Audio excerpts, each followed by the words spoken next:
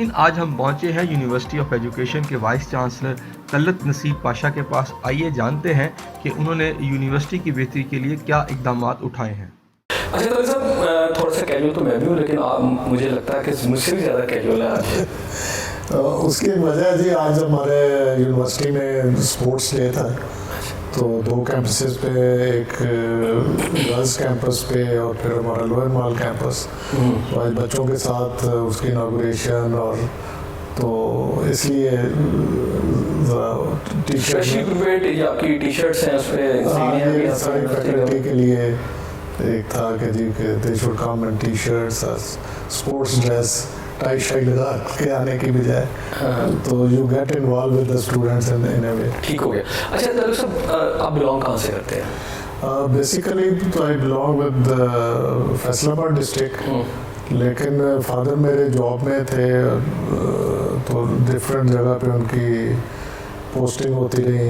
Government job में थे। For instance मैंने अपना जो स्कूलिंग शुरू की खानेवाल से की, बड़ा अच्छा स्कूल था, इंग्लिश मीडियम उस वक़्त, लेकिन जल्दी उनकी ट्रांसफ़र एक साहिवाल के नज़दीक एक फार्म है कादराबाद, उधर हो गई। उधर से फिर हम टाटो के स्कूल पे आ गए। अच्छा। तो प्राइमरी तक टाटो के स्कूल में पढ़े। वो बड़ा इंटरेस्टिंग स्कूल था जी कि 5 क्लासें थे और 1 टीचर था। अच्छा। और वो बारी बारी सबको उस वक्त पढ़ाता था। और अच्छा तो सर, बहुत ज़्यादा लोग जो हैं जो कि टाटो के स्कूल में पढ़े हैं, तो शायद उनको तो इतना डिफरेंस करना जो है आसान नहीं होता, लेकिन वो जो बच्चे जो कि पहले इंग्लिश मीडियम में जैसे आपने जिक्र किया और फिर आप टाटो के स्कूल पे चले गए, तो उस वक्त इसका जो मेंटल इम्पैक्ट है वो क्या था? वो जी बहुत ज़्यादा फ़र्क था। हाँ।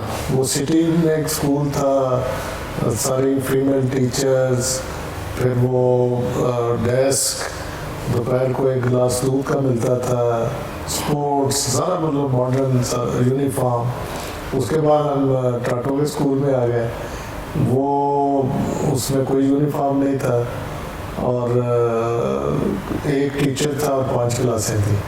There was huge difference. और एक कमरा था, अक्सर क्लासें वो सामने दरख्तों के नीचे ही होती थी। यानी टाट भी नहीं होते? टाट तो होते थे, लेकिन वो गर्मी अंदर, तो दरख्तों के नीचे, मतलब वो बिल्कुल नेचुरल माहौल। नहीं तो एक बच्चा जो है जिसको इस तरह के दोनों एक्सपीरियंस करने पड़ जाते हैं, उसको फीलिंग आपकी क्या? नहीं, उसका इम्पैक्ट तो आता है, लेकिन मैं आई मस्ट एक्नॉलेज कि वो जो एक टीचर था, उसने इतनी मेहनत के साथ हमें सबको पढ़ाता था कि वो रिमार्केबल थी। मतलब उसकी जो की थी हमारी लर्निंग की, वो टीचर था। अच्छा, मैं बहुत ज़्यादा लोगों में जब मैं प्रोग्राम कर रहा हूँ मिला हूँ कि जिनकी इब्तदा टाटो से भी, यानी कुछ लोग तो ऐसे थे जिन्होंने टाटो पे पढ़ा, ज़मीन पे पढ़ के और फिर ऑक्सफोर्ड तक गए। तो अगरचे कि वहाँ टाट भी थे और शायद टाट भी नहीं होता है, दरख्त होते होंगे नीचे। और मुझे एक तो साहब तो उन्होंने ये बताया कि हमारी छुट्टी इस तरह हो जाती थी कि बादल आ गए, तो टीचर कहता था चलो जी हम फटाफट नाचो कार में, तो कहते जी हम। फिर ऑक्सफोर्ड में भी उन्होंने टॉप किया। तो मैं जानना ये चाह रहा हूँ कि क्या वो टाट होने के बावजूद वहाँ बड़े बड़े काबिल, आज आपकी जितनी भी ब्यूरोक्रेसी आपको नज़र आती है, वो ज़्यादातर उन्हीं जगहों से पढ़ के, उन्हीं इलाकों से आई है सारी, और इंग्लिश मीडियम स्कूल भी हैं। तो लेकिन इंग्लिश मीडियम के स्कूल के बच्चे उस दौर में इतने आगे आते नज़र नहीं आते थे, हालांकि फैसिलिटीज़ थी। तो ये क्या डिफरेंस था? अच्छा, उसमें अगेन आई विल अप्रिशिएट जो हमारे टीचर थे। मुझे आज भी याद है कि जब 5th क्लास में वो वजीफे का इम्तिहान एक सेपरेट होता था, कि जिससे वो स्कॉलरशिप हर स्कूल की प्राइड होती थी कि स्कूल ने इतने स्कॉलरशिप इनकी, तो वो पहले से तैयार करते थे बच्चों को। तो वो कहते थे जी कि जो वजीफे वाले हैं उनको छुट्टी नहीं है, हमें वो बिठा छोड़ते थे। फिर वो दोबारा रिवीजन और ये वो, तो मतलब वो बहुत ज़्यादा तो इंडिविजुअल तवज्जो देते थे बच्चों के ऊपर, और उसके रिजल्ट आपके सामने है। कोई ट्यूशन का कल्चर नहीं था, कोई कुछ नहीं था, टीचर और स्टूडेंट, और टीचिंग एड्स भी नहीं थी। मतलब वो स्कूल में एक कमरा था और ब्लैक बोर्ड और दैट्स इट, और एक टीचर। अच्छा, एजुकेशन यूनिवर्सिटी में आज मैं आपके पास हूँ, हर तरह की फैसिलिटीज़ आज आपके रूम में भी, बाहर में देखता हूँ बड़ा अच्छा माहौल है, हर तरह की फैसिलिटीज़ यहाँ स्टूडेंट को नज़र आ रही है कि मिली होगी, डिसेंट माहौल है। तो एक तरफ टाट के स्कूल, एक तरफ यहाँ पर सारा कुछ आपने एक अचीव किया, तो इस सक्सेस में अगर मैं पूछूं कि किसका हाथ सबसे ज़्यादा है? आई एम लकी जी के एक तो आई वॉज द ओनली मतलब सन, छोटा भाई, काफ़ी देर से बाद उसकी 2 बहनें फिर वो आया, तो वालदैन की तवज्जो थी स्टडीज़ के ऊपर, डेट वाज द, लेकिन उनकी फिर मजबूरियाँ भी थी कि जहाँ ट्रांसफ़र होनी है उधर ही जाना है। प्राइमरी के बाद जब मैं मैट्रिक में गया तो फादर की ट्रांसफ़र हुई, फाजिलपुर एक सिटी है। करते क्या थे फादर आप? फादर मेरे लाइफ स्टाइल डिपार्टमेंट में। अच्छा, लाइफ स्टॉक में। तो उधर एक फार्म था, उसके वो फार्म सुपरडेंट थे। तो जो फाजिलपुर है that is in district Rajanpur. अच्छा, वो भी टाटो वाला स्कूल था, लेकिन स्कूल बड़ा था, थोड़ा उसकी स्टूडेंट नंबर भी और टीचर भी और सारी एजुकेशन भी बेहतर थी। इंटरेस्टिंगली जब हम 10th क्लास में थे, लेकिन उधर भी कोई ट्यूशन का कल्चर नहीं था। उधर आई स्टिल रिमेंबर हमारे 3-4 अच्छे टीचर जो हमें शाम तक लेके तैयारी कराते थे। अच्छा, जब एग्ज़ाम देने की बारी आई तो सेंटर हमारा बना राजनपुर में। राजनपुर उधर से कोई 20 माइल्स था, तो हमने बिस्तरे लिए, राजनपुर चले गए। उधर एक स्कूल में हमें 2-3 कमरे मिले, तो उधर हमने बिस्तर लगा के एक माह उधर रहे। उधर भी टीचर हमारे साथ गया, उधर भी वो देखते थे कि तैयारी सही हो रही है, फिर पूछना कि ये पेपर क्या, ये सवाल कैसे किया है, ये सवाल किया। तो डेट वाज द डेडिकेशन, लेकिन वो फैसिलिटीज़ वाली बात कोई नहीं थी। तो फिर आपने कुछ स्कॉलरशिप लिया? आई वॉज लकी जी के मुझे जब मैं जॉब में आया, वो तो जो 5 ग्रेड का स्कॉलरशिप या 10th का तो था ही, लेकिन जो जॉब में जब मैं आया तो मुझे एक कॉम्पिटिटिव बेसिस के ऊपर USDA का स्कॉलरशिप थे फॉर PhD। उस वक्त उनकी रिक्वायरमेंट थी कि जी GRE और टॉफल टेस्ट और उसकी रेटिंग। मुझे याद है जब वो I was part of agriculture university, तो जब वो स्कॉलरशिप आए तो उन्होंने कहा जी कि हम सीनियर्स जो हैं वही उनको नॉमिनेट कर दिए। We were the junior most at that. तो जो सीनियर मोस्ट को नॉमिनेट किया तो they were unable to qualify TOEFL GRE। हम 3 सबसे जो सीनियर कॉलेज में कोलीग थे, हमने अपने तौर पे GRE किया। उन्होंने तैयारी कराई, फी दी, ट्रेनिंग के लिए ले गए इस्लामाबाद, फिर वो they could not qualify for that. हम तीनों ने ऐसे किया कि हमारा एक कोलीग कैंपस पे रहता था, हम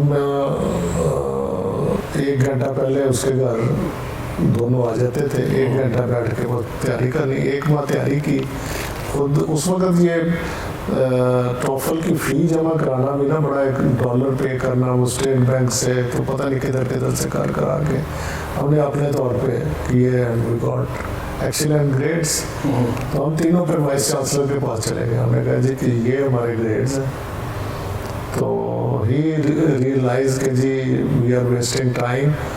तो फिर उसने हमें फौरी USDA को लिखा। तो अर्ली जॉब में अभी मेरा 2 साल ही नहीं हुए थे job. I got PhD scholarship. मेरे दूसरे दोस्तों को भी मिले, तीनों को हम we went USA। That was the training जो बाहर की। मैं अपने स्टूडेंट्स को भी कहता हूँ, मैंने वैसे तो कोई 29 स्टूडेंट्स हैं जिन्होंने मेरे साथ PhD की, लेकिन मेरी उनसे यही होती है कि आप बाहर जाएं। बाहर PhD करनी बहुत आसान है। मुझे याद है कि कोई बुक हमें चाहिए होती थी, कोई पेपर चाहिए होते थे, हम सब लिख के देते थे। वो थ्रू आउट US वो उसी वक्त वो पहुंच जाता था। और लैब में ये होता था कि कोई केमिकल चाहिए, हमारी एक लैब टेक्नीशियन थी तो वो रिक्वेजिशन देनी, वो एक ही बात पूछती होती थी कि can you wait for 4 days या यू नीड ओवरनाइट डिलीवरी।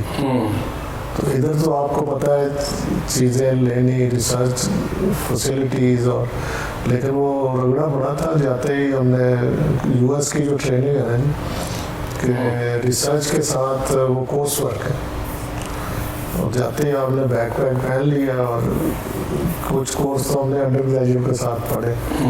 मुझे याद है, मेरे सुपरवाइज़र ने जब कोर्स वर्क बना रहा था तो उसने कहा कि आपका डाटा काफ़ी है तो आपको स्टैट का भी एक मेंबर कमेटी में रखना होगा। मैं वो स्टैटिस्टिक्स के प्रोफेसर के पास गया कि जी मैंने एक कोर्स अभी पढ़ा था उससे कि मैं आपको अपनी कमेटी में रखना चाहता हूँ। कहता है कि जी अगर आपने कमेटी में रखना है तो 2 कोर्स ऑफ स्टैटिस्टिक्स पढ़ो। मैंने कहा जी मैंने जाके स्टैटिस्टिक्स तो नहीं पढ़ानी। कहता this is my requirement and this is what you need. आपका अच्छा उस वक्त वो कंप्यूटर की भी still remember main frame computer होता था, टिक टिक टिक डाटा उधर। मैंने 89 से 93 में उधर पीएचडी की, लेकिन that was the outstanding training. PhD North America की है ना जी, Canada, USA. It's not only the degree, it's the training to accomplish कि जी आपने इंडिपेंडेंटली कैसे, उधर बंदा तो कोई मिलता नहीं ना जी। आपने कोई इंस्ट्रूमेंट पढ़ा है, उसी पे एनालिसिस करना, उसके मैनुअल देखे, ये करे, और कैसे शॉर्टेस्ट टाइम में I completed my PhD in 3.5 years, और स्कॉलरशिप 4 साल का था, लेकिन मेरा था जी अब वापस जाना है तो वाई टू स्टे हियर। तो स्टेट्स के अलावा भी कहीं पढ़ने गए? पढ़ने के लिए मैं यूएसए गया। वैसे तो अल्हम्दुलिल्लाह काफ़ी कंट्रीज़ का, यूरोप में, साउथ अमेरिकन कंट्री, फार ईस्ट, चाइना, सारे चक्कर लगा। आपने इतने ममालिक देखे, वहाँ के आपने सिस्टम भी देखे, वहाँ की गवर्नमेंट्स भी देखी और वहाँ के लोग भी देखे। पाकिस्तान को अगर आप कंपैरिजन करें तो पाकिस्तान के मेजर इश्यूज आपको क्या नज़र आते हैं उस हवाले से, और उनको अगर हमने रिजॉल्व करना है तो कैसे होंगे? सर सबसे बड़ा जो हमारा इशू है हमारी पॉपुलेशन है। वी हैव टू सी के जी after 10 years, after 20 years where will be. उसके बाद फिर एनवायरनमेंट है, जो क्लाइमेट चेंज के इफेक्ट आ रहे हैं। पाकिस्तान उन टॉप कंट्रीज में है। हम कहते हैं जी हम एग्रीकल्चर कंट्री हैं, लेकिन अनफॉर्चुनेटली एग्रीकल्चर पे हमारी तवज्जो नहीं है। अब आप देखें कि जी जितनी गुड क्वालिटी लैंड सिटीज़ के इर्द गिर्द थी, जहाँ हॉर्टिकल्चर होता था, सब्जियाँ होती थी, फ्रूट होते थे, वो क्यों गुड क्वालिटी थी कि उधर वो सीवरेज और ये वो सारा वो, उससे फर्टिलिटी लैंड की बेहतर हो जाती है। लेकिन वो सारी सोसाइटियाँ बन गई, छोटे छोटे सिटीज़ है ना, उसके इर्द गिर्द भी सोसाइटियाँ बन गई हैं। पता नहीं 50 साल बाद कहीं घर बनना है या नहीं बनना। लैंड रिसोर्सेज आपके कम हो रहे हैं, पॉपुलेशन आपकी बढ़ रही है, और सबसे इम्पोर्टेंट हमारा इशू है फूड सिक्योरिटी का। तो जो फूड सबसे पंजाबी में कहते हैं ना जी, जैसे घर दाने और कमले भी सियाने। तो लास्ट ईयर हमारी को 6-7 बिलियन की एग्रीकल्चर इंपोर्ट है, विच इज़ अलार्मिंग कि हम इतना बड़ा इंपोर्ट बिल एग्रीकल्चर फूड के ऊपर। अब आप देखें पाम ऑयल आ रहा है, चीनी आ रही है, दालें आ रही हैं, वीट हमने इंपोर्ट की।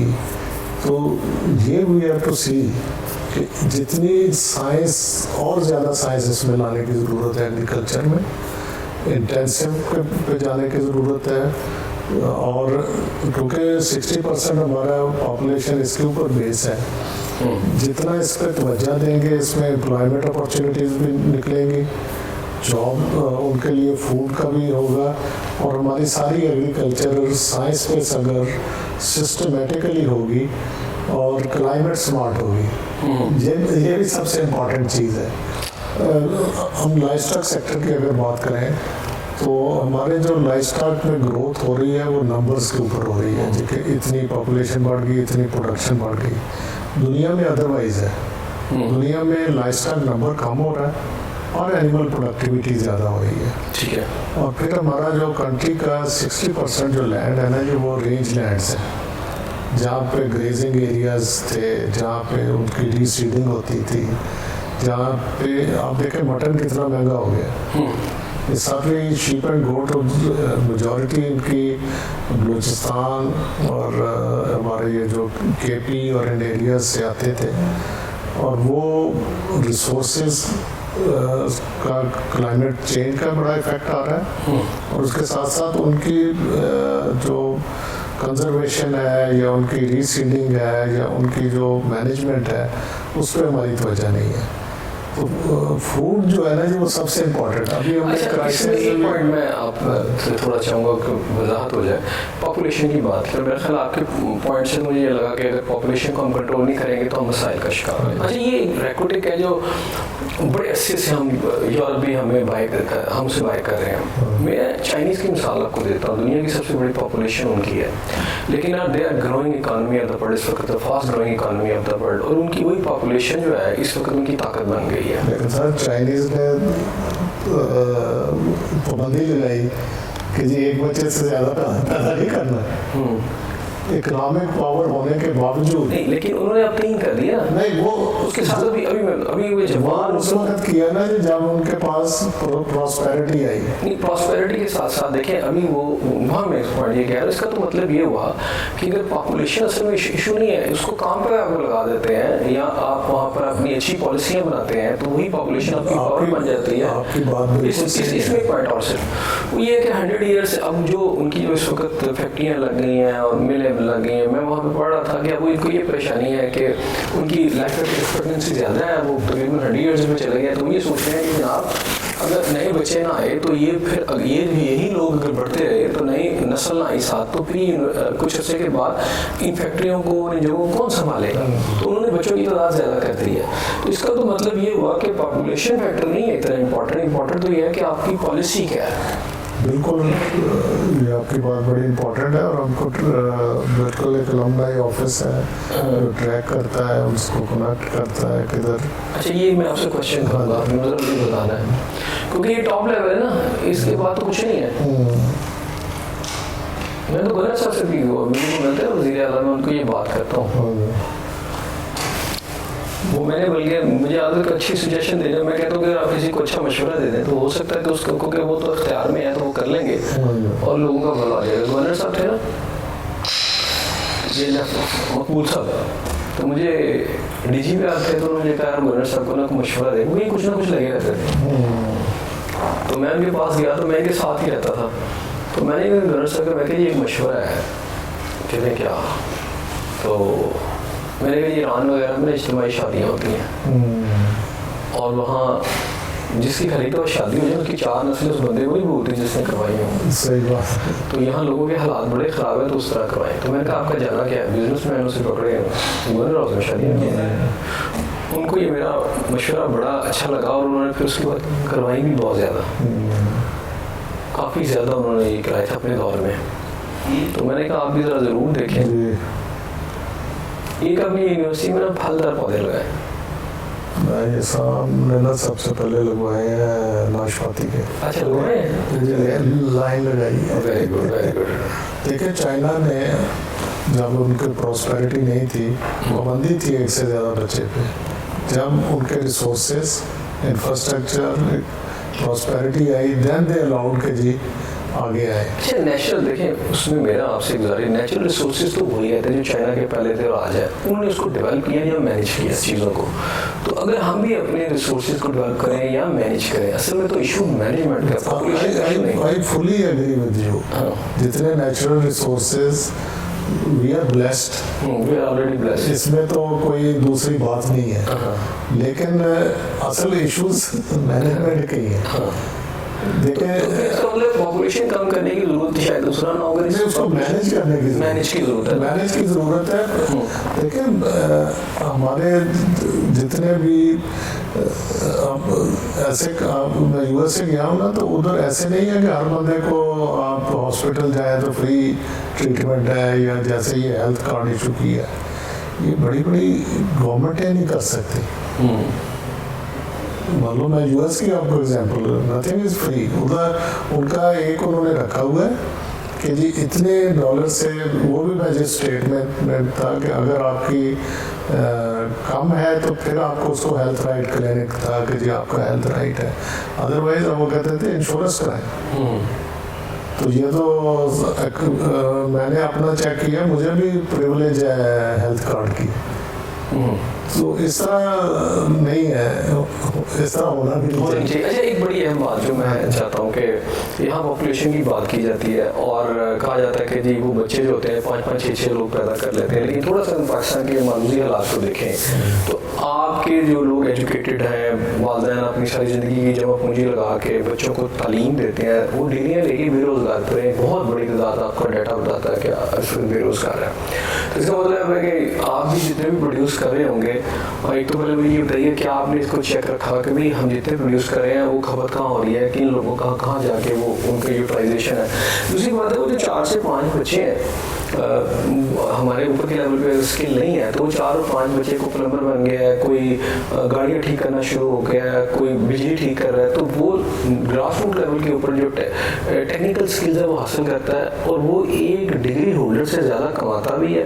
कल को कोई अपनी गैरेज बना लेता है, और जो टेक्निकल नो हाउ से सोसाइटी चल रही है, बेशक वो ग्रास रूट लेवल पे है, वो उसको चलाता भी है। देखें, आपने छोटे से छोटा भी काम करना है, आपकी एजुकेशन है तो you can do it at a better way. You can serve your customer, you can serve the system, you can use the technology, सारे गैजेट, हर चीज़ आप उसके इस्तेमाल से उसको बेहतर तरीके से। मैं ये फुली आपसे एग्री करता हूँ कि सिर्फ डिग्री देने का कोई मकसद नहीं है, स्किल्स साथ आने चाहिए।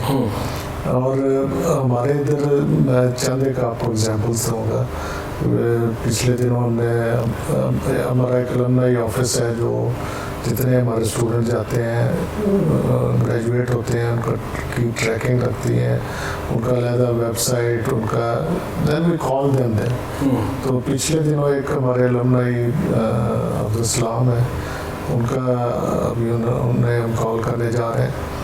तो आईटी में उन्होंने 2014 में यहाँ से किया ना, उसके $27 मिलियन की पाकिस्तान में कंपनी है, 500-600 एम्प्लॉई उसके पास है।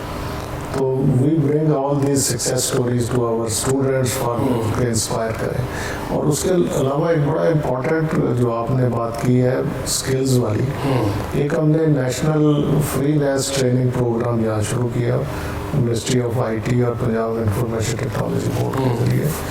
3 माह की हम उसकी ट्रेनिंग देते हैं।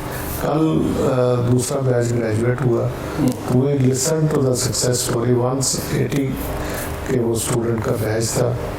कोई कह रहा था जी मैंने $600 कमाए हैं, कोई कहता था $1100 कमाए हैं, कोई कहता था $300 कमाए हैं वाइल ड्यूरिंग देयर ट्रेनिंग। और ये आईटी में तो जो एक्सपेंशन और जो बूम आया है कोविड के बाद और ज़्यादा इसमें आ गया, इसमें ह्यूमन रिसोर्स की बहुत ज़्यादा ज़रूरत है। तो और उसमें ये वो उसमें जो मेजॉरिटी थे उनकी बैकग्राउंड आईटी नहीं थी, कोई बिजनेस वाला था, कोई फिजिक्स वाला था, कोई दूसरे डिसिप्लिन का, but they got the training और फ्रीलांसिंग में जाके उन्होंने। अच्छा, एक मैं और थोड़ा सा ज़रूर बताएं कि हमारी यूनिवर्सिटी जो है हम प्रोड्यूस कर रहे हैं ना, और पीएचडीज़ में प्रोड्यूस कर रहे हैं, तो क्या यहाँ पर आपके भी और या बाकी यूनिवर्सिटीज़ के अंदर क्या आप भी समझते हैं कि ऐसा सिस्टम होना चाहिए कि हमें पता हो कि मार्केट के अंदर कितने पीएचडीज़ चाहिए, उतनी प्रोड्यूस करके भेजें। तो मतलब 10 चाहिए तो हम 100 भेज देंगे, तो डेफिनेटली वो सिचुएशन पॉइंट पर चली जाएंगी चीज़ें सारी। तो इसको भी एनालिसिस आप लोग करते हैं? ये अनफॉर्चुनेटली कोई सिस्टम नहीं है, और ये होना बहुत ज़रूरी है। कुछ डिसिप्लिन ऐसे हैं कि उसमें बेशुमार, फॉर एग्जांपल हमने लास्ट ईयर ऐड दी, हमें 5 assistant professor with PhD chemistry के चाहिए थे। 167 एप्लीकेशंस आई। तो हमने उनमें से 5 जो फॉरेन, यूएस, यूरोप के थे आउटस्टैंडिंग थे, वो हमने सेलेक्ट कर लिए। तो अब आई वाज स्केयर्ड कि जी ये लोकल एजुकेशन हासिल की होगी वो किधर जाएंगे। ये एक सीरियस इशू है कि बच्चों के लिए फिर वो फ्रस्ट्रेशन भी आती है, सब कुछ आता है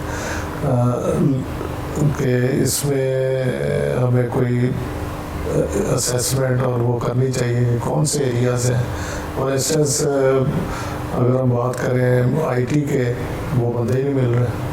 अच्छा, यूनिवर्सिटी हेड्स जो है, कभी उन्होंने चैम्बर ऑफ कॉमर्स में या बिजनेस कम्युनिटी के साथ कभी रब्ता किया कि जनाब आपकी जो मिलें हैं या आपकी फैक्ट्रीज हैं या आपके दफातर हैं, आपको कौन कौन से लोग किस तरह के चाहिए ताकि हम यूनिवर्सिटी में उस हिसाब से जो भी डिसिप्लिन है उसमें कोई ऐसा। देखिए, हमारे जो बोर्ड ऑफ स्टडीज़ और बोर्ड ऑफ फैकल्टी है ना, उसमें हम इंडस्ट्री से और रेलेवेंट डिसिप्लिन के लोगों को लाजमी लाते हैं।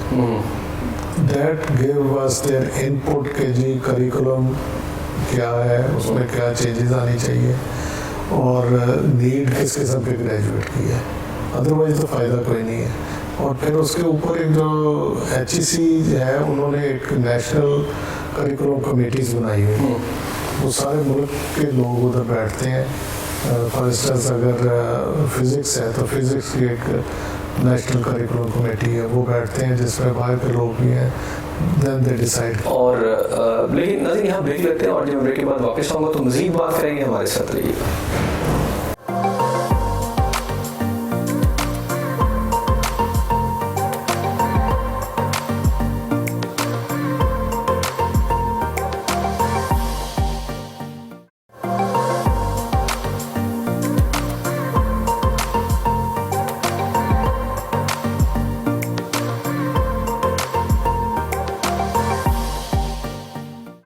नाज़रीन, प्रोग्राम में आपको एक दफ़ा फिर खुश आमदीद कहते हैं। अच्छा, स्टैंडर्ड ऑफ एजुकेशन की हम बात कर रहे थे। अब यूनिवर्सिटी ने भी कुछ जो ग्रेजुएट होंगे, जो पढ़ लिख के लोग बाहर निकले हैं, लेकिन आपने भी खुद बताया कि आपको जब ज़रूरत पड़ी कि आपने यहाँ बंदे रखने हैं तो आपने फ़ौरन क्वालिफाइड को रखा। इसका मतलब ये है कि जो यहाँ की यूनिवर्सिटियों से पढ़े हुए जो लोग भी आपके पास हैं, तो आपकी नज़र के अंदर भी उस स्टैंडर्ड के नहीं थे, कि उस स्टैंडर्ड के ये नहीं थे कि उनको रखा जाए, और आपने प्रेफरेंस दी कि आप बाहर वालों को रखा। तो फिर हम कहाँ खड़े? देखें, हमने ये सफ़र शुरू किया 2002 में, पाकिस्तान में जब हायर एजुकेशन कमीशन बना और इस तरफ इन्वेस्टमेंट हुई, और थैंक्स टू दोज लीडर्स और गवर्नमेंट्स और जो जिनकी ये प्लानिंग थी, उसमें अगर ये उस वक़्त ना हुई होती तो वेयर डू वी स्टैंड। ये एक जर्नी है, और इसमें अगर हम रीजनल कंट्रीज़ का भी देखें ना, तो हमारे जो इन्वेस्टमेंट इन टोटल एजुकेशन है वो बहुत कम है। वो जो एक डेवलपिंग कंट्रीज़ का स्टैंडर्ड, मिनिमम स्टैंडर्ड है, वो 4% आप ऑफ द GDP आप सारे एजुकेशन को दें, then you can get the desired results. अभी हम लेस दैन 2 पे हैं ऑफ द GDP। हमारे नेबरिंग कंट्रीज़, अदर कंट्रीज़ हमसे ज़्यादा है, हमारा लोएस्ट अभी तक भी।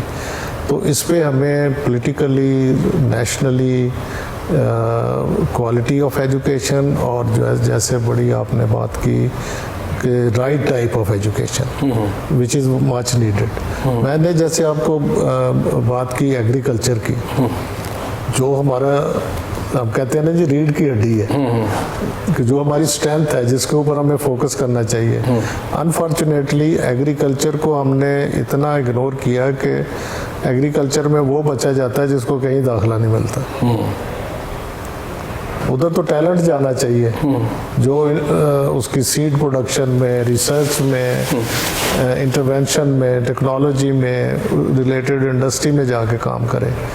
तो ये प्रायोरिटीज़ हमें थोड़ा देखने की बहुत ज़रूरत है। अच्छा, पाकिस्तान का एजुकेशन सिस्टम, इस हवाले से आप क्या कहते हैं? एजुकेशन सिस्टम सर एक जर्नी है, मैंने जैसे पहले जिक्र किया, इसमें इम्प्रूवमेंट्स आ रही हैं, लेकिन अभी लॉन्ग वे टू गो। हम उस नुक्ते पे कब पहुंचेंगे जब आप या आप जैसे लोग जब इंटरव्यू कर रहे होंगे तो ये प्रेफरेंस देंगे कि नहीं, यूके का बंदा नहीं रखना हमने, USA का नहीं रखना, पाकिस्तान का लोकल जो पढ़ा हुआ है उसको रखना? ये बड़ा मुश्किल सवाल है आपने किया। इसमें मेरी रिस्पॉन्सिबिलिटी भी है जो मैं एजुकेशन इंस्टीट्यूशन को लीड कर रहा हूँ कि how well I train my graduates, और उसमें गवर्नमेंट की रिस्पॉन्सिबिलिटी भी है। देखिए जब हम इसमें सॉरी टू से कि जो स्टार्ट में पढ़ने वाला था ना, जो छाँव में पढ़ने वाला था दरख्त, वो तो फिर कहीं बाहर रह जाएगा। आपको मौका मिला आप आए, लेकिन फिर इसमें तो वही आएगा कि जिसके पास पैसे हैं, जिसके बाप के पास वो बाहर से ऐसी बात नहीं है, ऐसी बात नहीं है। वो जो बाहर से पढ़ के आया होगा, नहीं, वो भी बड़ी अच्छी बात है कि जिसके पास टैलेंट है ना वो ही आगे बढ़ रहा है, इधर भी और बाहर भी। बाहर भी जो फुल ब्राइट पे जाते हैं वो पैसे की वजह से नहीं स्कॉलरशिप मिलता, वो टैलेंट की वजह से मिलता है। जैसे मैंने अपनी आपको बात बताई, हमने रिक्वायर्ड GRE टॉफल किया और हम चले गए with in even public sector में से भी। अच्छा, इसी तरह जो हमारे प्राइवेट सेक्टर की अच्छी यूनिवर्सिटीज़ हैं, लम्स हैं, उनका नेशनल आउटरीच प्रोग्राम है। जो बच्चा टॉपर को एडमिशन मिल जाता है फिर उसको वो फ्री ऑफ कास्ट देते हैं, उसकी वो स्कॉलरशिप देते हैं। इसी तरह इस यूनिवर्सिटी ने लास्ट ईयर 18.5 करोड़ रुपए की स्कॉलरशिप दी है। ऑल्दो हमारी फीस लोएस्ट फीस है पब्लिक सेक्टर यूनिवर्सिटीज़ में, लेकिन इसके बावजूद हमारी ये 100% कोशिश होती है कि कोई बच्चा जिसका एडमिशन हो जाए और उसके पास पैसे नहीं है उस वजह से ना जाए। अच्छा, एक बात बताएं, हमारे यहाँ पर आज भी आप ब्यूरोक्रेसी के अंदर टॉप पे लोग चले जाएं, उनका जो स्टार्ट है, या कोई और लोग देख लें, ज़्यादातर हमारे पास जो एजुकेशन है जो हासिल करते हैं वो रट्टे के बेस के ऊपर है, और कंसेप्चुअल जो स्टडीज़ है जैसे यूरोप और अमेरिका में पढ़ाई जाती है वो यहाँ नहीं है, और आज भी नहीं है। आज भी सारा जोर रट्टे पे और उस पर होता है, और वो कंसेप्चुअल जो है ना स्टडीज़ पे जाते हैं। ये जो डिफरेंस है, हम कैसे, क्या हम उस तरफ चल पड़े हुए हैं उस रास्ते की तरफ, या अभी इस तरह चलेगा ये सिस्टम? ये सर मिक्स चल रहा है। जैसे आपका O लेवल, मैं आपको अपनी एग्जांपल देता हूँ। मेरे घर में ना जी, मेरे भांजा, उसके सिस्टर मेरी उकाड़ा में थी, तो वो गवर्नमेंट कॉलेज में उसका एडमिशन हुआ, FSC करने आ गया। मेरा बेटा A लेवल कर रहा था, वो A लेवल वाले ने 4-5 बुक्स खोली होती थी और उसने वो नोट्स पकड़े होते थे। आल्दो के दोनों माशाल्लाह सक्सेसफुल हुए, दोनों इंजीनियर बने, अच्छी जगह पे जॉब कर रहे हैं, लेकिन ये सिस्टम पैरेलल चल रहा है। इसमें बेहतर सिस्टम कौन सा है? इसमें बेहतर सिस्टम वही है जो आपने फरमाया, विद अंडरस्टैंडिंग विद कॉन्सेप्ट आगे जाने वाला सिस्टम ही वही बेहतर। तो हमारी जो the people who are at the help of in education system, वो क्यों नहीं बैठ के फैसला करते कि यार हम सारा का सारा सिस्टम इस तरफ लेके जाएं? सर, इस पे सारा कुछ हो रहा है, लेकिन शॉर्टकट जो है ना, वो बच्चे भी अब देखें लाइब्रेरियों में जाके बैठने का वो कॉन्सेप्ट। मुझे याद है कि व्हेन आई वाज स्टूडेंट, तो हर सब्जेक्ट की 2-3 बुक्स हमारे पास होती थी कि ये चैप्टर, ये डिजीज़, ये चीज़ इसमें बेहतर है, ये इसमें बेहतर है, वो उसमें बेहतर है। अब वो है कि सेमेस्टर सिस्टम और वो लिखने के भी मसले हैं बच्चों को। अच्छा, 2 ऐसे पॉइंट हैं जिसने मुझे भी सोचने में मजबूर किया कि हमारा एजुकेशन सिस्टम क्या चल रहा है और क्या उसमें तब्दीली आ सकती है। एक तो हमारे मिलने वाले, पिछले दिन मैंने उनको प्रोग्राम किया, और वो गालिबन फैसलाबाद यूनिवर्सिटी के प्रिंसिपल भी हैं, रहे हैं, और वहाँ पे किसी और भी यूनिवर्सिटी में उन्होंने काम किया। तो यहाँ आगे वो एक NGO चला रहे हैं, और वो ये है कि वो लोग जो मैट्रिक नहीं कर सके किसी वजह से, वो छोड़ गए एजुकेशन, तो वो मुलाजम वगैरह जो लोग हैं मुख्तलिफ घरों में मुलाजमा, उनको लेते हैं और उनको डायरेक्टली मैट्रिक करवा देते हैं, यानी पीछे कोई क्लास नहीं है और मैट्रिक करवा देते हैं, और उनके बच्चे अब कुछ PhD भी कर रहे हैं और कुछ, यानी एक ऐसा एग्जाम्पल उन्होंने सेट की कि वो बड़ा बंदा हैरान होता है कि यार बच्चों ने तो नीचे पढ़ा हुआ, हमारे तो यहाँ सूरत यह है कि नर्सरी से प्रेप से शुरू होता है और उससे भी पहले शुरू कर देते हैं बच्चे को, फिर जाके वो मैट्रिक में जाता है वो करता है। तो अच्छा, वो डायरेक्ट ही करवा रहे हैं और वो बच्चे कामयाब भी हो रहे हैं। एक तो ये है कि बहुत बड़ा क्वेश्चन मार्क है हमारे पूरे एजुकेशन सिस्टम पे। एक हमारे टेप्टा के सेक्रेटरी हैं, उनके साथ मैंने इंटरव्यू किया, तो उन्होंने बताया कि जो उनका बच्चा जो है, उन्होंने उनको कभी एजुकेशन नहीं दी, स्कूलिंग नहीं करवाई और हमने ही करवाई, तो उन्होंने कहा जी कि उसने ओ लेवल किया और सबसे छोटी उम्र का बच्चा जिस पे अब थीसिस बाहर वाले लिख रहे हैं, तो उन्होंने कहा जी कि हमने जो अपनी एजुकेशन दी उसकी वजह से वो ओ लेवल कर गया, हम मियाँ बीवी ने मिलकर किया। तो इसका ये मतलब हुआ कि हमारे, अच्छा उनका ये पॉइंट ऑफ व्यू ये था कि हमारे एजुकेशन सिस्टम के अंदर कुछ लोगों के ब्रेन बहुत तेज़ हैं बच्चों के, तो उनको जो 10 साल के बाद उन्होंने करना है वो पहले ही कर लेते हैं, तो उनको 10 साल वेट क्यों करवाया जाए। और कुछ ऐसे लोग हैं जो 10 साल के बाद भी नहीं कर सकते, ठीक है, तो उनको तो भी टाइम और चाहिए। तो हमें सारा इसमें एक दफ़ा रिव्यू करना होगा इसके ऊपर। आप क्या कहते हैं इसके ऊपर? देखें, ये तो एक नेचुरल है, जो ये तो खुदादा चीज़ है जो आपका टैलेंट है और इसमें तो कोई ऐसी बात नहीं है। लेकिन जो क्लासरूम में डाइवर्सिटी होती है ना, उसकी एक अपनी वैल्यू होती है।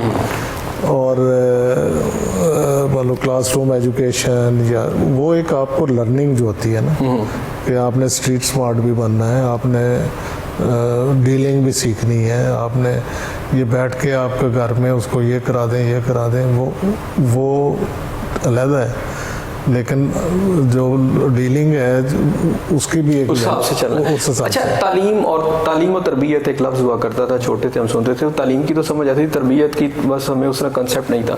लेकिन आज मैं देखता हूँ, जब मैंने बहुत सारी स्टोरीज देखता हूँ कि अमेरिका के अंदर एक स्कूल के अंदर बच्चा उठता है, वो गन लेता है और गन टोटिंग है तो वो उसने गन से कई बच्चों को मार दिया, उससे इंसिडेंट होते रहते हैं।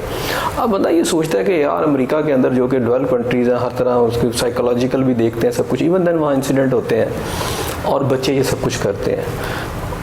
लेकिन एक वक्त यहाँ पे एक तरबियत का एक अमल था, उस्ताद एक, जैसे आपने टाटो पे स्कूल में उस्ताद का अदब एक था, तो एक अच्छी नस्ल भी प्रोड्यूस होती थी। आपको नहीं लगता कि हमारे जो एजुकेशन सेंटर्स हैं वो इस वक्त डिग्रियाँ तो दे रहे हैं, बिल्कुल दे रहे हैं, शायद टॉप लेवल की डिग्रीज दे रहे हैं, लेकिन तरबियत नहीं दे रहे? सर, इसमें जो हमारे साथ अनफॉर्चुनेटली हुआ ना, कि हमने डे 1 से एजुकेशन को कमर्शियल कर दिया। अब अमेरिका की भी बात करते हैं ना, तो अमेरिका में 12th ग्रेड तक फ्री फॉर एवरीवन।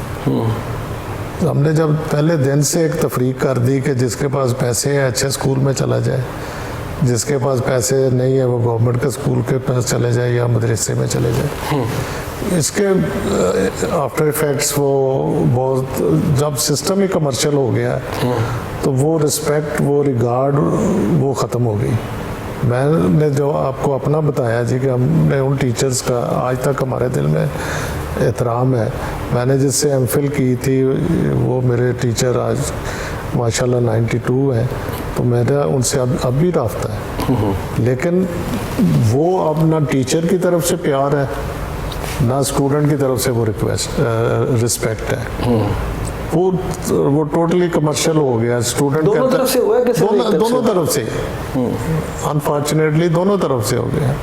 वो ट्यूशन सिस्टम आ गया, टीचर है तो उसने और कई काम करने होते हैं। इवन यूनिवर्सिटीज़ में वो क्लास के अलावा किसी ने कोई और काम करना, वो चीज़ अनफॉर्चुनेटली, मैं तो अपने कोलीग से ये कहता हूँ कि आपको जो आपके टीचर्स ने प्यार दिया वो अपने स्टूडेंट्स को आप प्यार दें, या उन्हें कम से कम ये समझें कि ये just like their own children. एक चीज़ वो समझ लेना जी कि ये हमारे बच्चों की तरह है। अच्छा, एक हैप्पीनेस ग्रोथ हो रही है। हम एकेडमीज अगर लाहौर के अंदर देखें, बड़े बड़े नाम की एकेडमीज हैं, जबकि एक तरफ एजुकेशन इंस्टीट्यूशन में बंदा जाता है, बच्चा जाता है और फिर वो अच्छा अब तो प्रेफरेंस दे रहे हैं वो कि जना हम अकेडमी में जाके जो है ना वो लें, ताकि उसके बगैर पास नहीं हो सकते। कई वालिदैन को ये बच्चे कहते हैं जी अगर मैं जाऊँगा वहाँ पर उस अकेडमी में तो फिर मैं पास हो सकता हूँ।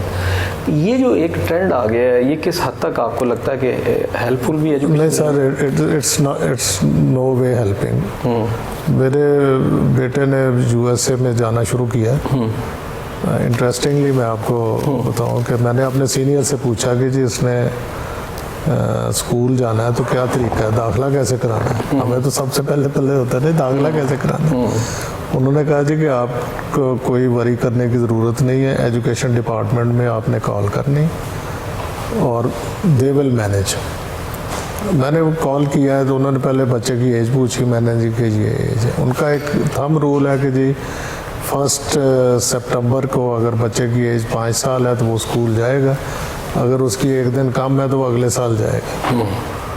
जब मैंने कॉल किया, उन्होंने नेक्स्ट डे टीचर घर आई, उसने सारा उसका फॉर्म शाम फिल किया, पिक्चर बनाई उसने कहा जी कि वो एक घर के नज़दीक ये वाला बस स्टॉप है, सुबह बच्चे को वो इतने बजे बस के हवाले आपने करना और इतने बजे वापस लेना है। उस सारे एरिया के बच्चे एक ही बस में और एक ही स्कूल में जाते हैं, और बच्चे ने कोई बुक नहीं लेके जानी, कोई घर आके पढ़ाई नहीं करनी। बच्चे ने सुबह वो 8 बजे लेते थे, 3 बजे वो छोड़ते थे, और उसका बैकपैक में उसकी छतरी वगैरह होती थी। दोपहर का लंच भी उधर देना उन्होंने और उधर ही पढ़ाई करानी, और वो 3 साल उधर पढ़ा है और ऐसे ही पढ़ा है और माशाल्लाह। अच्छा, अभी यूनिवर्सिटी की तरफ आते हैं। जब से आपने इसको ज्वाइन किया, तो कितने साल पहले आपने इसको यहाँ ज्वाइन किया? मुझे ओवर 2 ईयर्स हो गए। ओवर 2 ईयर्स हो। तो अच्छा, इसकी डेवलपमेंट के लिए, इसको आगे प्रोग्रेस देने के लिए आपने क्या क्या स्टेप्स उठाए हैं? इसमें सर फैकल्टी की कमी थी, काफ़ी सारे हमने विजिटिंग फैकल्टी के ऊपर रखे हुए थे, तो मैंने कोई 22 प्रोफेसर, 56 एसोसिएट प्रोफेसर, 120 कोई असिस्टेंट प्रोफेसर हायर किए और उसको स्ट्रेंथन किया डिपार्टमेंट्स को। हमारे 9 कैंपसेस हैं, 3 लाहौर में हैं, 6 कैंपस बाहर में। तो बाहर वाले जितने कैंपसेस थे उस पर सिर्फ अंडर ग्रेजुएट प्रोग्राम चल रहा था, एमफिल पीएचडी नहीं था। इस वक्त हमने 25 एमफिल प्रोग्राम और 12 पीएचडी प्रोग्राम शुरू किए। डिसिप्लिन्स कौन कौन से आपके हैं इसमें? अच्छा, फिर आपने वो डेवलपमेंट की बात पूछी, को 32 लैब्स नहीं बने, तो 7 कंप्यूटर लैब्स बने। डिसिप्लिन हमारा जो मेजर फोकस है वो टीचर्स प्रोड्यूस करना है। वो साइंस टीचर्स भी हैं, वो लैंग्वेजेस के भी हैं, आर्ट्स के भी हैं, फाइन आर्ट्स के भी हैं। तो साइंस के सारे सब्जेक्ट्स हैं ऑलमोस्ट, लैंग्वेजेस हैं, और अभी हमने एक नया स्पोर्ट्स और फिज़िकल एजुकेशन का भी डिपार्टमेंट शुरू किया है।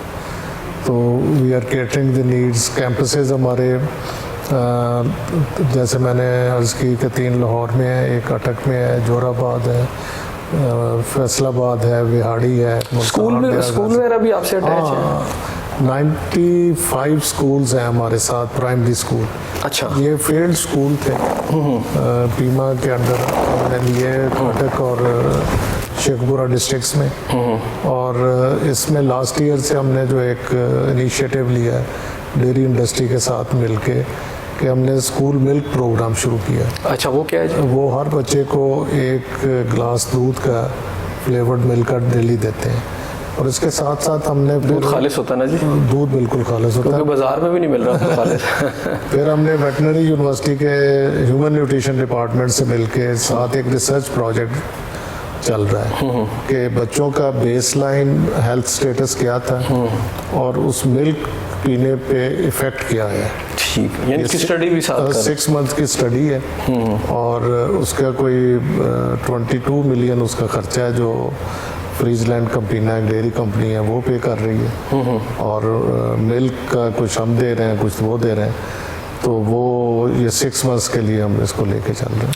अच्छा, हमारे एजुकेशन सेंटर जो है ना, वो तो इस बात का रोते रहते हैं कि जी गवर्नमेंट के फंड्स हमारे पास मौजूद नहीं है, और ये मसला और वो मसला। आप यूनिवर्सिटी के क्या हालात है? गवर्नमेंट फंड्स आपको दे रही है?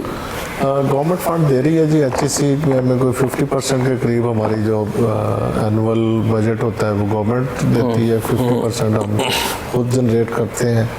और फंडिंग के तो यू नो कि जी जिस लिहाज से ये इन्फ्लेशन और सारी चल रही हैं, ये यूटिलिटीज़ के बिल, ये सारे, तो वो इट इज़ अ चैलेंज। अच्छा, एक दौर था, अगर मैं पंजाब यूनिवर्सिटी की बात करूं तो आपको भी याद होगा, गालबन 60 से अगर आप थोड़ा सा 70s में आ जाएं तो आपको नज़र आता है कि आपकी पंजाब यूनिवर्सिटी के अंदर से फ़ॉरेन से पढ़ने वाले बड़े बच्चे आते थे, अफ्रीका से पढ़ने वाले आते हैं, मलेशिया, इंडोनेशिया, टर्की। बिल्कुल, जब हम स्टूडेंट थे हमारे बहुत सारे क्लास प्राइड फील करते थे। पिछले दिनों मुझे पंजाब यूनिवर्सिटी में भी जाने का इत्तेफाक हुआ, इवन मैं यहाँ पे भी आया तो मुझे फ़ॉरेन स्टूडेंट नहीं नज़र आते। ये देखें जी, आपको फैसिलिटेट करना पड़ता है। आई स्टार्टेड, इससे पहले मैं वेटनरी यूनिवर्सिटी में था, we started with Sri Lankan students, फिर अफ्रीका से आए। इस वक्त कोई 50 के करीब उधर फॉरेन स्टूडेंट्स आ गए। स्टैंडर्ड ऑफ एजुकेशन नहीं इसमें आती, एक रोल है शायद हमारा, स्टैंडर्ड ऑफ एजुकेशन गिर गया। नहीं सर, ऐसी बात नहीं है। अनफॉर्चुनेटली पीछे जो मुल्की हालात रहे हैं ना, टेररिज्म और ये उन चीज़ों से फिर वो उन्होंने अडॉप्ट किया इसके अंदर। उन्होंने ये काफ़ी किया। अभी उधर कोई 50 के करीब है। इस साल हमारे पास एक पहला स्टूडेंट अफ्रीका से आ रहा है। एक यहाँ पे? हाँ जी, नया रास्ते खुलेंगे तो certainly. When I was student तो हमारे साथ मलेशियन थे, मॉरिशस के थे, जॉर्डन, सऊदी अरेबिया, सारे कंट्रीज के होते थे। अच्छा, जैसे उनके स्टूडेंट यहाँ पे आते हैं, क्या आपने कोई ऐसा इंतजाम कर रहे हैं या आपके फ्यूचर में ऐसे प्लान में है कि यहाँ के स्टूडेंट भी जाएं उनकी यूनिवर्सिटी में? बिल्कुल, आपने बड़ा अच्छा ये सवाल किया कि अभी हमने एक चाइनीज़ यूनिवर्सिटी के साथ हमारी ऑलमोस्ट कंप्लीट बातचीत हो गई है कि 2 साल बच्चे इधर पढ़ेंगे, फिर वो 2 साल चाइना जाके पढ़ेंगे और चाइना में वो फुल्ली स्पॉन्सर करेंगे। इधर हम उन्हें इधर जो नॉर्मल तरीका है उनके साथ पढ़ेंगे। तो आप बिलोंग करते हैं फैसलाबाद से जी? जी जी। फैसलाबाद तो बड़ा खूबसूरत शहर है और मैं वहाँ पे गया हूँ तो मुझे तो बहुत अच्छा लगता है। लेकिन सवाल करने से पहले नाज़रीन, मुझे यहाँ एक लेना है ब्रेक, और ब्रेक के बाद जब मैं वापस आऊँगा तो हम अपनी बातचीत का सिलसिला वहीं से शुरू करेंगे या जहाँ से अभी इस वक्त टूट रहा है। हमारे साथ रहिएगा।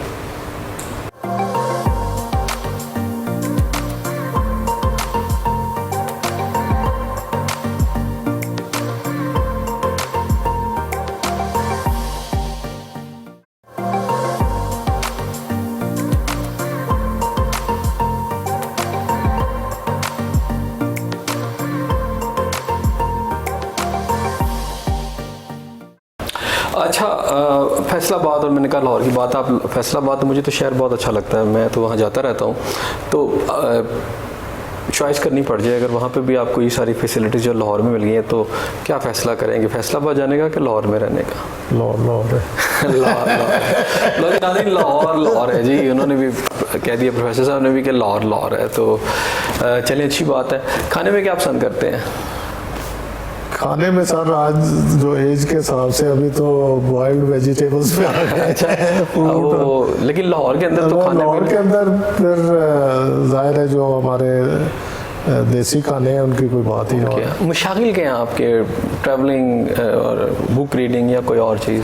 कोशिश करता हूँ जी कि साल में कोई एक ट्रैवलिंग का टाइम मिल जाए नॉर्दर्न एरिया का या बाहर कहीं जाने का, तो वो ये पिछले साल भी अल्लाह ने मौका दे दिया है। तो यही पसंदीदा सियासी जमात कौन सी है आपकी?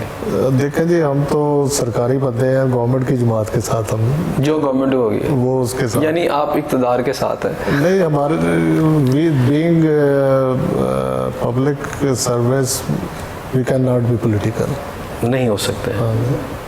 किसकी पर्सनालिटी ने आपको सबसे ज़्यादा इम्प्रेस किया, या मैं कहूँ कि आपके आइडियल कौन है? देखें जी, हमारे आइडियल, हमारे जो नेशनल हीरोज़ हैं, अल्लामा इकबाल से जनाब से, the way they worked and give us this liberty. मैं 6-7 दफ़ा इंडिया गया हूँ, तो आई कैन रियलाइज़ कि जी how lucky we are and that we are blessed due to these leaders. अच्छा, जब मैं छोटा था ना, आप यकीन करें कि चाहे एजुकेशन का सिस्टम था या क्या था, तो कायदे आज़म और अल्लामा इकबाल पे बहुत बात इस मुल्क में हुआ करती थी पॉजिटिव। लेकिन with the passage of time ऐसे लगता है कि जैसे उनकी शख्सियात को कहीं पीछे किया जा रहा है। नहीं सर, ऐसे वो हम कर ही नहीं सकते। जो और जिस स्ट्रेचर के वो लोग थे, अब तो उनके बारे में बहुत ज़्यादा बच्चों को पढ़ाया नहीं जा रहा। नहीं जी, हमारी तो पूरी कोशिश होती है कि वो उनके ऊपर कंपटीशन, मुशायरे, ये सारी चीज़ें चलती रहें, ताकि हमारी यंग जनरेशन जो उनको भी, और मेरा नहीं ख्याल कोई भी पाकिस्तानी उनको मिस कर सकता है।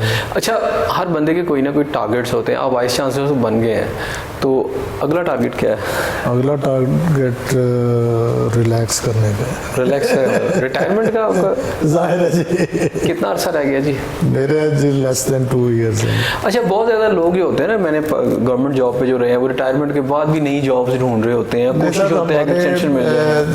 जो अच्छी चीज़ है ना, once you are vice chancellor, you are appointed as professor emeritus, and I am looking forward that कि जी वो एक you are attach with your department, आपके पास पोस्ट ग्रेजुएट स्टूडेंट्स भी होते हैं, आप टीचिंग में भी इन्वॉल्व रहते हैं। This is I would love to do. तो घर बैठना तो कोई अच्छा, आपका पैशन भी टीचिंग ही है? मैंने जी सारी उम्र पढ़ाया है। कभी लगता है कि मैं अगर टीचर ना होता तो कुछ और होता? टीचर ना होता तो पता नहीं क्या होता है। कोई अंदाजा नहीं है। अच्छा, कोई ख्वाहिश दिल में रह गई हो कि यार ये मेरी ख्वाहिश अभी तक नहीं पूरी हुई? मैं अल्लाह का लाख लाख शुक्रगुजार हूँ जी। अल्लाह ताला is so kind and blessed. I am so blessed के जी। थोड़ी देर के लिए अगर मुल्क का आपको प्राइम मिनिस्टर बना दीजिए, पहला काम क्या करेंगे? Rule of law. Rule of law आपकी नज़र में सबसे इम्पोर्टेंट है? सबसे इम्पोर्टेंट है। ठीक हो गया। कोई पैगाम वगैरह देना चाहते हो कौम को, अपने लोगों को? देखें जी, मेरा पैगाम तो अपने स्टूडेंट्स और पर्सपेक्टिव स्टूडेंट्स के लिए है। वो ये है कि जी आपकी लाइफ में सबसे पहली चीज़ तो है वो डिसिप्लिन होना चाहिए। फिर यू शुड नो कि जी what is good for you and what is bad for you. अपने नफ़ा नुकसान, अपने बुरे भले का और आपका जो मूव आपने करना है ना, आपकी वैल्यूज़ क्या है, हमारी आपके घर की आपकी चीज़ें, उनसे उनको आपने कैरी करके जाना है। तो ये चीज़ें साथ लेके अगर आप चलेंगे तो I believe you will be successful. जी नाज़रीन, आपने हमारी बातें सुनी इस दुआ के साथ कि अल्लाह ताला आपको अपनी रहमतों के साए में रखे। अपनी मेज़बान एहसन ज़िया को इजाज़त दीजिए। अल्लाह हाफ़िज़।